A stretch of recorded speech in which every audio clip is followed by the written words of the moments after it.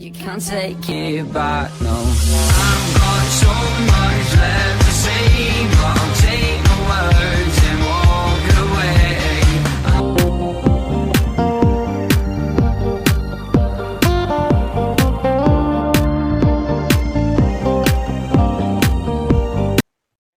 La gravité est un produit de l'énergie électromagnétique, je le crois sans équivoque. Il y a beaucoup de scientifiques et d'ingénieurs qui sont absolument d'accord à 100% sur ce sujet. Beaucoup plus qui croient que l'univers est en effet une entité électrique et la gravité n'a rien à voir et n'y tient aucun rôle. Mais la chose même que nous percevons comme la gravité est en fait un effet électromagnétique. Car tout ce qui existe est fabriqué à partir de particules chargées, alors tout ce qui existe sera affecté par ce champ magnéto-gyroscopique à 90 degrés, que nous appelons à tort gravité. C'est aussi le champ qui détermine littéralement de la gravité vers le bas, par coïncidence, à obéir à la même loi du carré inverse que toutes les ondes électromagnétiques, prouvant que la soi-disant gravité n'est rien de plus qu'un effet d'onde électromagnétique bien connu. L'électricité est la seule force dans l'univers, donc je vais aller plus loin et je vais parler un peu du spin. Maintenant, le spin semble nier la gravité et nous savons qu'en prenant un gyroscope et quand vous le faites tourner, parce que le champ anti-gravité ou les effets d'un gyroscope ont en fait tendance à nier la gravité, ou ce que nous percevons comme la gravité. Mais ce n'est pas vraiment nier la gravité. Donc, lorsque vous faites tourner un objet, son champ magnétique, généré via sa charge atomique, devient un mouvement relatif plus proche et plus de résonance vers les lignes de force centripède ou centrifuge du plan lui-même, qui annule ou atténue ensuite la pression magnéto-gyroscopique descendante. Nous interprétons mal la gravité. Maintenant, ce que cela signifie. Cela signifie simplement que lorsque vous faites tourner un objet plus vite, vous le faites tourner plus, il a tendance à annuler les forces de gravité. Il y a un exemple, et en fait, permettez-moi de soulever cette question, il y a un gars du nom de Bruce De Palma qui a fait cette expérience incroyable, l'expérience de la boule tournante. Et essentiellement, ce que c'était, et je vais juste vous donner un petit aperçu de cela, c'est que lorsque vous faites tourner une boule, et je pense que dans cette expérience particulière, il a pris une boule et il l'a fait tourner, je sais pas, vers 20 000 tours par minute, ou quelque chose comme ça, 20 ou 30 ou 27 000 tours par minute. C'est ici, dans le graphique, il l'a lancé en l'air avec un mécanisme calibré qui appliquerait la même force verticalement à chaque fois. Alors il l'a fait. Il a lancé la boule qui ne tournait pas. Et c'est que la boule a pris une courbe parabolique, puis est retombée, et il a pris la même boule, il l'a faite tourner jusqu'à 27 000 tours par minute, et ce qu'il a remarqué, c'est que la balle a pris une trajectoire plus élevée, et qu'elle est montée plus vite, plus haut, et est descendue plus lentement. Tout ça parce qu'elle était tournoyante, qui à lui seul anéantit la physique des lois de la gravité newtonienne, des gyroscopes ayant cette capacité à annuler la gravité. Donc ce que je dis, c'est que ce champ de gravité que nous percevons comme étant en fait un champ électromagnétique est le plan inertiel dialectrique du champ magnétique qui est ici sur Terre. Et quand je dis que si vous imaginez la Terre comme un disque, le plan inertiel diaélectrique ou le champ magnétique tourne le long de la surface de la Terre plate. Ce qui signifie qu'il y aura un effet de torsion de 90 degrés, comme lorsque vous prenez un gyroscope et que vous le piquez comme sur le dessus. Ce qui se passera, c'est qu'il réagira à 90 degrés, loin de la zone où vous l'avez poussé, parce que c'est là que la force est transférée. Elle est en fait transférée à 90 degrés du point du gyroscope que vous touchez, en fait. De même, il se passe quelque chose avec le plan inertiel diaélectrique de la Terre magnétique. Il tourne et à cette force de 90 degrés qui pousse vers le bas, il détermine littéralement de haut en bas. Et je suis d'accord avec l'argument que la gravité est vraiment plus que la densité et la flottabilité. Mais j'ai toujours soutenu qu'il y avait toujours quelque chose qui détermine de haut en bas. Et bien sûr, les globistes diraient, eh bien, c'est la gravité. Je dis que c'est simplement la force à 90 degrés qui est adjacent au plan inertiel diaélectrique du champ magnétique tournant sur la Terre plate. Je voulais mettre ça sur le tapis, mais il ne fait aucun doute dans mon esprit. C'est que, on parle d'optique, on se cantonne à la partie, à la représentation géométrique des rayons lumineux qui diffractent, etc., avec les rayons qui se réfléchissent, etc.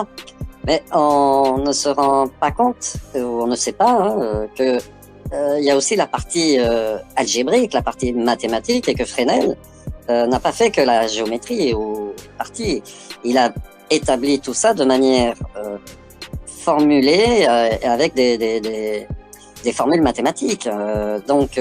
Et ces formules sont toujours utilisées, je le répète, j'insiste bien, y compris dans la théorie actuelle du vide absolu. Il faut bien voir que, alors pour parler du vide, moi je dis bien vide absolu parce que les équations de Maxwell, parce que donc les équations de Fresnel ont été reprises par Maxwell.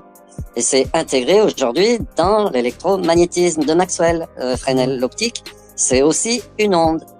Et c'est considéré une onde électromagnétique. Donc on l'intègre dans la formulation mathématique qui a été faite par Maxwell. Maxwell, il n'a pas tout inventé, il a repris aussi d'autres travaux antérieurs, notamment ceux de Ampère, Laplace, etc. Faraday, il a utilisé les travaux de ses prédécesseurs. Tout n'est pas parti de rien. Et donc, le paradoxe, c'est qu'on a des équations qui fonctionnent avec un milieu, donc qui ne sont pas dans le vide, mais on reprend ces équations pour les faire fonctionner dans un vide absolu théorique. Je dis bien théorique, inventé. Mais on continue à utiliser des équations éthéristes. Si on peut parler d'éther ou de milieu ambiant, on peut l'appeler comme on veut, mais absolument pas de vide absolu.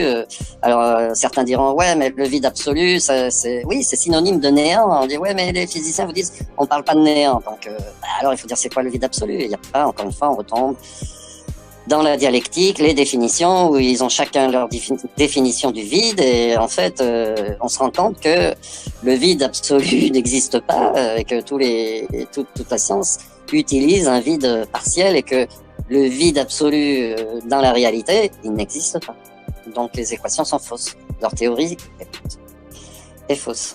La partie corpusculaire, c'est-à-dire que ce sont des grains de lumière, quand on parle de lumière, donc ce qui a amené ensuite la notion de photon, de quasi-particules photoniques. Mais comme les expériences de Fresnel et de Huygens qui ont entraîné le théorème qui porte leur nom, hein, Huygens-Fresnel, démontrent que ça ne peut fonctionner que dans un milieu ondulatoire. Hein, on a un phénomène ondulatoire d'ondes. Et c'est pour ça qu'on est dans le cul entre deux chaises, hein, comme on dit, entre l'onde et la particule et la dualité, cette fameuse dualité qui ennuie tout le monde et qui n'arrive pas à gérer, parce qu'ils sont prisonniers du tout corpusculaire, puisqu'on invente, j'ai mis une liste partielle parce qu'on se regarde bien de mettre la liste complète de toutes les particules inventées. Alors que aujourd'hui, tout c'est admis que la lumière courbe, les rayons lumineux courbent, ils sont sensibles au champ magnétique, même les lasers courbent. Hein, au bout d'une certaine distance, ils finissent par courber. Donc la lumière courbe.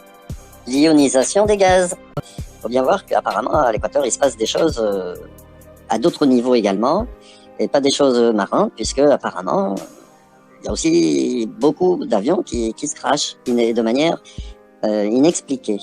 Donc ça, c'est pour la Terre biplate, hein, sphère à courbure zéro. Donc, le bord, c'est l'équateur, ou équateur, ou équiterre, ou équatéra. Hein.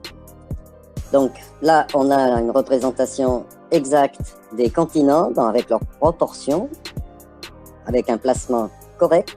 D'accord ? Ça, les mots importants, hein, c'est pas un simple dessin, c'est une vraie carte. Donc ça, c'est pour la face A ou la face dite nord. Que ce soit bien clair.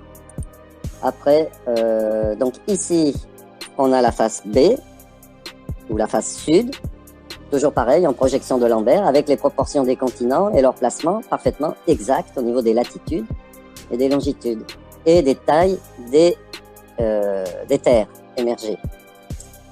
Donc ici, à l'équateur, donc on a tout ce qu'il y a de la partie Papouasie, Indonésie et l'Australie, avec une taille correcte. Donc les proportions géographiques sont bien respectées. Madagascar et la partie sud de l'Afrique et l'Amérique du Sud, avec la limite exactement à l'équateur. Donc voilà. Donc, et l'Antarctique, donc, effectivement, donc c'est une révolution platiste. Donc l'Antarctique, ben, c'est plus le mur de glace tout autour, etc. Donc on revient à des proportions dites officielles au niveau des dimensions. Et donc là, donc on a bien effectivement l'Antarctique avec le mur de glace autour de l'Antarctique, mais pas en tant que bord de la Terre plate. Le bord de la Terre plate, c'est l'équateur, tout simplement. Donc ça, c'était chacune des deux faces. Alors, est-ce que j'ai... Oui, là, et là. Donc l'une à côté de l'autre, ici. Donc, face nord, face sud, d'accord? Et ça, donc, c'est une représentation des deux faces, comme si on voyait l'une en transparence par rapport à l'autre. Donc là, on a la partie nord ou la partie de la face A de l'Afrique, et par en dessous, par transparence, on a la correspondance avec la partie sud. Donc si on perçait un trou, imaginons que ce serait possible, donc au niveau du Québec, par exemple, de New York, on retrouverait de l'autre côté tout ce qui est le Chili, la pointe sud de l'Amérique. Et donc là, on a la partie nord ou la face A qui est en correspondance avec l'Amérique du Sud. Tout coïncide, tout fonctionne. L'Australie, donc, elle se trouve, la Nouvelle-Zélande évidemment se rapproche du centre, hein, de la pièce de monnaie, on va dire, pour prendre une image, ou du disque. Et donc c'est pour ça qu'il fait plus froid au niveau du centre, puisque le soleil, lui, se trouve à l'extérieur, avec la Lune, par un système de lumière courbe. Donc quand on le voit, il est soit directement sur la tranche, sur ce qu'on peut appeler la tranche, soit il se décale en été, donc il est légèrement plus haut, ce qui fait on le voit de façon courbe, mais au niveau du tropique du Cancer. Et en hiver, il est légèrement plus bas, ce qui fait qu'on croit le voir au-dessus du tropique du Capricorne. Et c'est pour ça qu'il chauffe plus la partie sud, la face B, en hiver pour nous. On a les éclairages qui correspondent au niveau des nuits polaires, des 24 heures polaires, etc. Donc aujourd'hui, c'est une présentation de la chose. Évidemment que dans les prochaines semaines, on va approfondir les choses et répondre à tout un tas de questions qui peuvent se poser. Mais là, on voit bien que les Star Trails fonctionnent dans un sens tel qu'on les voit, dans la face nord, et en inverse dans la face sud. Parce que là, pour que s'il y ait la correspondance, il faut inverser la face 1 pour que ça corresponde. Et c'est pour cette raison que ça tourne à l'envers. Et quand on est près du banc, on voit la ligne de l'équateur qui reste comme une ligne, et un sens anti-horaire et un sens horaire de rotation, avec la correspondance de ce qu'on a vu au niveau des petites expériences amusantes de l'eau qui s'écoule dans un sens et dans l'autre et qui n'a aucun sens d'écoulement, hein, qui coule droite, au niveau de la ligne elle-même, de la ligne 0. Que dire de plus? Donc ici, France, l'Europe, hein, Espagne, le Benelux, Scandinavie, le Groenland, regardez qu'il n'est plus aussi immense que sur les Mercator qu'on nous montre. Le continent américain qui reprend des proportions telles qu'elles sont par rapport au reste, à l'Eurasie, l'Afrique aussi. Donc il n'y a plus les déformations grossières qu'on constatait au niveau des contours géographiques. Donc tout est respecté. Ici le Japon, Corée, la Sibérie de l'Est, la Chine Est, etc. L'Inde ici. Et voilà. Donc je voulais vraiment montrer les choses clairement, de manière à ce qu'on comprenne bien de quoi on est en train de parler. Là, tu es en train de partager justement les équations du champ électrique. Écoutez bien, les équations du champ électrique sont des équations de Fresnel optique. Et il a démontré que c'est pas dans le vide. Les ondes, ça peut pas être dans le vide, dans un vide absolu. La théorie est fausse.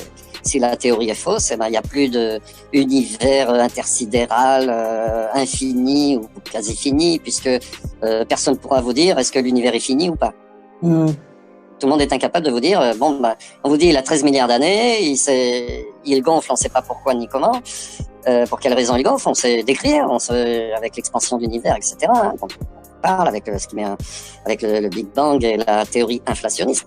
Donc on ne sait pas pourquoi ça gonfle, mais on ne sait pas vous dire où est-ce que ça s'arrête. On vous dit 13 milliards d'années, mais donc ça voudrait dire que c'est limité à 13 milliards d'années-lumière, ou 13 et demi, peu importe.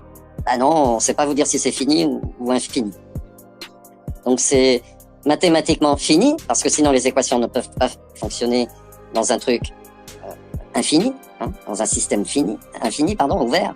Donc on prend la pirouette et on dit, bah non, mais on fait fonctionner dans un morceau d'univers, comme ça constitue un système fermé, donc un morceau avec des frontières, etc. Les équations d'un champ électrique sont issues de la théorie ondulatoire de Augustin Fresnel. Elles sont issues d'équations d'optique reprises dans le champ électrique. Voilà, la preuve est là, c'est écrit noir sur blanc. Sur quoi ça repose, Fresnel? C'est ce qu'on appelle la tâche de Fresnel. Et cette expérience de la tâche de Fresnel, qu'est-ce qu'il démontre? Bah, si on veut bien lire les choses, c'est que quand on a une source lumineuse observée à travers un diaphragme circulaire, un télescope ou des choses comme ça, quand la source est très éloignée et étendue, eh ben, on obtient un effet de lentille. Donc ça veut dire qu'un effet de lentille, un effet de lentille qui, soit si c'est concave ou convexe, donc soit ça éloigne un peu une lentille, c'est comme des lunettes, hein, des jumelles. Donc soit ça va grossir, soit ça va éloigner et rendre plus petit l'objet. Donc déjà, ce qu'on observe, en fait, ce n'est même pas la réalité. C'est déjà cette chose-là, puisque ce que l'on observe, ce sont des taches qui peuvent prendre la forme d'une image plus ou moins nette, mais en fait, ce sont des images, des taches, on appelle ça les taches, hein, les taches de Fresnel. Donc ça va être plus ou moins net, suivant les distances et suivant la puissance lumineuse, et aussi suivant la température. Ce que nous prouve l'expérimentation de Fresnel, c'est si la source est étendue, la tache de Fresnel reste globulaire. Ça veut dire que quel que soit tout ce que vous allez regarder dans le ciel, apparaîtra comme des boules. Ce qu'il faut retenir, c'est que quand on regarde dans un télescope des trucs lointains, avec des sources lumineuses étendues, eh ben, ce que vous obtiendrez, c'est une tache globulaire, un globe, tout simplement, optiquement parlant. Hein. Après, je parle pas des images radio, des radiotélescopes. Donc là, ceci appliqué à notre modèle de Terre biplate s'explique tout à fait bien avec cette lumière qui est courbe, qui est déformée. Plus on s'éloigne, plus l'image se déforme. Et pour suivre cette loi, puisque c'est expérimenté, reproduit, etc., hein, eh ben, plus on s'éloigne et plus ça devient une boule, ce qu'on observe, c'est déformé. Et là, on a une démonstration tout à fait scientifiquement prouvée. La Terre ne tombe pas parce qu'elle a encore raison de tomber vers quelques directions particulières. C'est-à-dire, les choses ne tombent pas du haut en bas, mais les choses tombent vers la Terre. C'est-à-dire, ce qu'Anaximandre suggère, c'est que toute la structure du monde n'est pas comme on pensait, mais il y a une autre structure possible qui est cohérente avec nos expériences, mais qui est tout à fait différente de ce qu'on a pensé jusque-là. Donc son idée est qu'il faut repenser qu'est-ce que ça veut dire haut et bas. Et il faut repenser de façon que c'est même difficile à expliquer. D'accord? Je cherche à expliquer. Alors, il n'y a pas le haut et le bas, parce que le haut ici et le bas, c'est le bas là. En bas, le haut, c'est le bas. Le bas, c'est le haut en bas. D'accord? Qu'est-ce que ça veut dire? C'est difficile à dire parce qu'on est en train d'utiliser haut et bas dans deux significations différentes, évidemment. Une avant et une après. Donc, ce qui se passe, c'est une reconceptualisation de la notion de haut et de la notion de bas, qui maintenant veut y dire quelque chose de différent. Donc, avant, on pense qu'il y a le haut et le bas, le ciel et la terre, et donc s'il y a un trou, la terre tombe. Et lui, il suggère que le monde soit différent. Que la terre est au centre de l'univers, le ciel sphérique, et que les choses tombent vers la terre parce que c'est des mots qu'on lui attribue dans le monde ancien.